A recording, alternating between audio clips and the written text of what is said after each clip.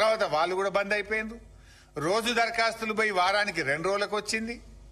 ఇక ఆ దరఖాస్తుల గురించి పట్టించుకున్నాడో లేడు. అంటే బిల్డప్ బాబాయ్ ఈ రేవంత్ రెడ్డి చెప్పిన మొదటి అబద్ధం ఇది.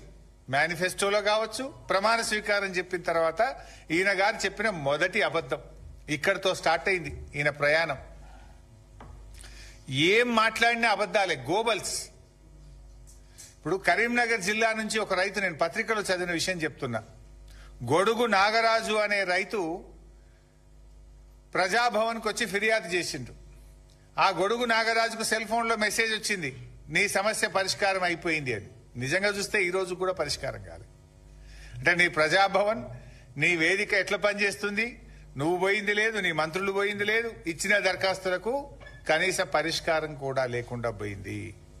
అంటే ఇలా ప్రజాభవన్ అనేది ప్రజలకు ఉపయోగపడతలేదు. జల్సాలకు, విందులకు, వినోదాలకు కేర్ ఆఫ్ అడ్రస్ గా ప్రజాభవన్ ను మార్చిండ్రు.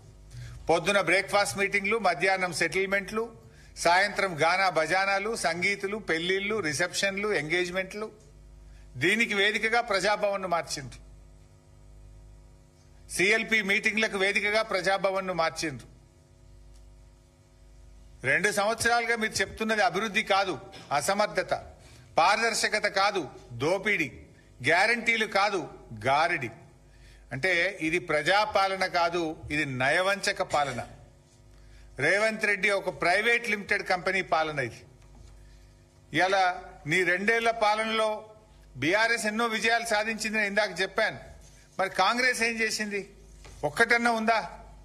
ఆత్మస్తుతి, పరనింద. ఎంతసేపు సెల్ఫ్ డబ్బా కొట్టుకోవడం, కేసీఆర్ గారిని, బీఆర్ఎస్ నాయకులను తిట్టడం తప్ప నీ 2 ఏళ్ల పాలనలో ఒక్కటి చెప్పు నువ్వు. నేను 10 చెప్తున్నా. మిషన్ భగీరథ, మిషన్ కాకతీయ, 24 గంటల కరెంటు, కళ్యాణ లక్ష్మి, 1000 రూపాయల పెన్షను, 6 కిలోల బియ్యం. 2 ఏళ్లలోనే మేము చేసినాం ఇవన్నీ. నీ 2 ఏళ్లలో చేసింది ఒక్కటి చెప్పు, ఆత్మస్తుతి, పరనింద తప్ప. ఇవాళ